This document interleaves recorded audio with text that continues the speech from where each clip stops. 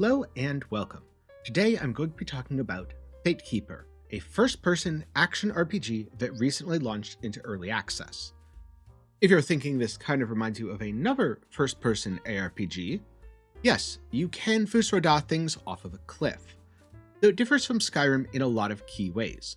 The combat is far more punishing, and instead of having a big open world to quest your way through, this is a far more linear experience. Though I have to say, the platforming and exploration has been really good so far. And so let's get into the good things I liked, the bad things I disliked, and the ugly, the huge elephant in the room that I'll talk about at the end of the video. So the first thing I want to talk about is that environmental exploration, because the game does more than provide you with beautiful vistas. There are a lot of areas that you can proceed through, usually with a fairly simple puzzle of you need to get a key to open a gate, or you need to look for a gap in the wall to use your telekinesis spell so that you can interact with a hidden switch. There are also quite a few sections with jumping puzzles, and the game handles these very generously, to the point where I felt like my character was sometimes snapping to the ledge rather than jumping across. Though honestly, if given the option between extremely punishing jumping and extremely forgiving jumping, I'll take snapping to a ledge over falling into the abyss. And don't worry, the game makes up for this lack of difficulty in puzzles with difficulty in its combat. While exploring, there are also a few snippets of story, because Fatekeeper is basically the tale of a man and his talking rat that's definitely not his mentor who got cursed somewhere along the way. I don't know too much about my player character, or his talking rat/mentor, but what I do know is vaguely interesting. Something about the magical equivalent of Stargates, except going through a portal is horrible because it feels like your body's being torn apart. Something else that I liked was the alchemy system. Mostly, there's one caveat that I'll talk about later. Occasionally, you will find an alchemy bench, where you can combine different ingredients to make a potion, oil, or bomb. And this kind of reminded me of the Witcher series. I was constantly running around, getting all of the materials I could, and then brewing them into cool stuff, such as a weapon oil that allows me to do way more damage and life leech while attacking, or a mushroom potion that is basically 3 healing mushrooms stuck together. There's no trench coat though. And this does get me to my one complaint about the alchemy system in its current implementation. It takes quite a bit of extra time to heal yourself by drinking a potion, which can be a little bit problematic as combat gets very hectic.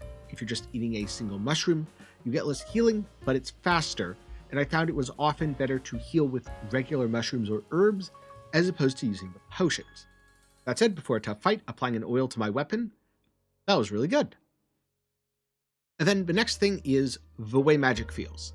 I say the way magic feels because I do think magic has a couple of caveats in terms of damage, but being able to shoot out ice spikes, freeze and slow enemies, fireballs set stuff on fire. Early on, there's a point where I saw a couple enemies, I shot a fireball at it.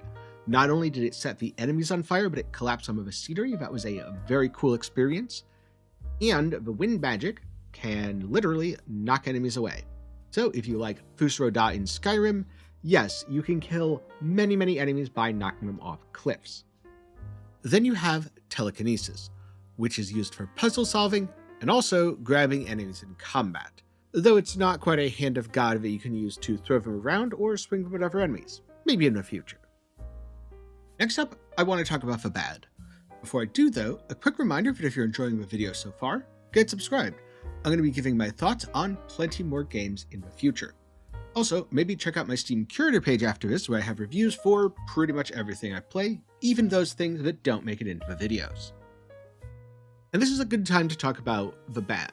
Things that I disliked or ran into problems with, starting with the combat.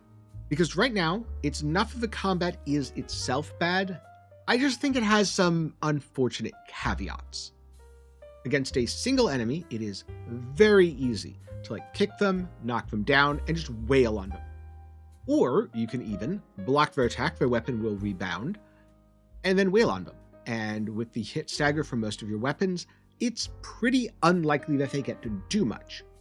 However, the game knows this, so the game will very rarely throw a single enemy at you, at which point you have to use things like magic to thin the group. or you have to kite back to ensure you don't get attacked from too many enemies at once.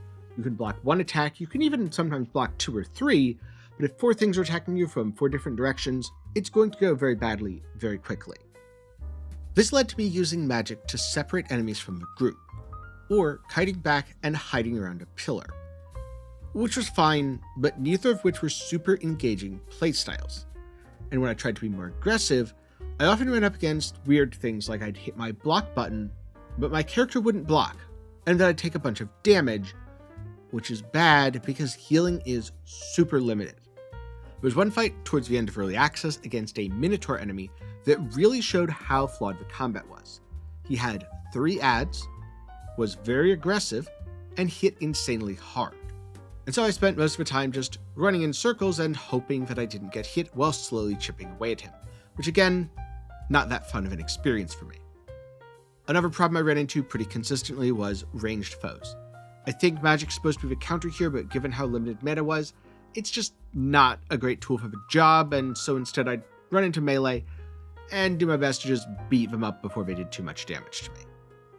In short, while I do often enjoy games with difficult and punishing combat, this was not the type of difficult and punishing combat that I enjoyed. That said, if you look at this and say, hey, this really looks up my alley, don't let the fact that I didn't enjoy it take away from your potential enjoyment. The last thing tied to combat that I did not like, certain animations are very long. So I'm just going to play you the animation for extinguishing a torch. The Stone Father. Yeah, that's right. If I have my torch out because it's dark and I want to explore, and then I get attacked, so I go to switch to my weapon, I have to go through that entire animation before I can fight. Not particularly fun to explore dark areas without the torch, but I often found myself doing it because healing was so limited and I didn't want to risk an ambush. As a quick positive note about combat before I wrap things up though, I did really like the environmental interactions. There are plenty of opportunities to kick enemies into a wall of spikes, killing them, or kick them off a cliff, or use the wind magic to blow them off a cliff, or set the ground on fire with the fire spell. All of these elemental actions were very cool. It reminds me a little bit of Divinity Original Sin 2, where the elemental reactions and resulting craziness were some of the game's most memorable moments for me. So last up, we have to talk about the ugly. I'm going to start with a mantra that I've used for almost all of the early access titles that I've talked about. Buy a game for what it is right now, not what it may someday be. So when you are looking at Fatekeeper, ask yourself if what you have seen in this video and what you see from the current early access, because I'm sure it's going to get updates, is worth your money. Is it worth your $10 or whatever future price the game may have? Because my big concern here is Fatekeeper is an ambitious game.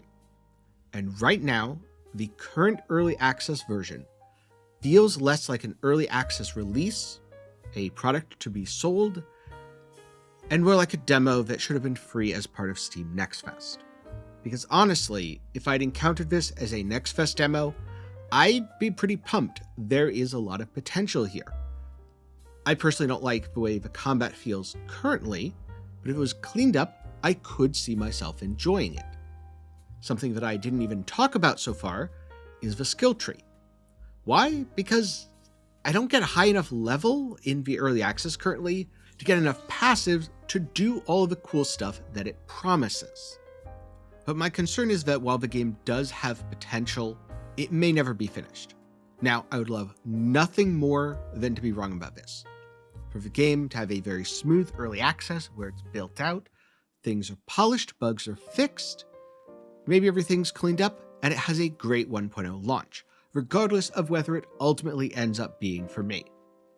But for now, my recommendation is going to be, unless you are really into what Fatekeeper offers here and now, wishlist it, maybe check it out later when it hits 1.0.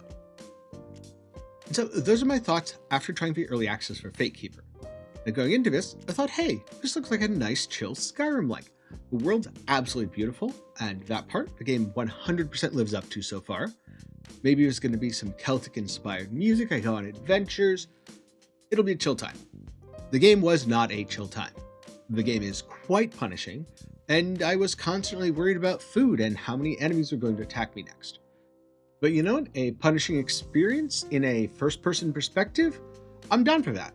In fact, I tried the playtest, I think October of last year, for Valor Mortis, an upcoming first-person Souls-like ARPG.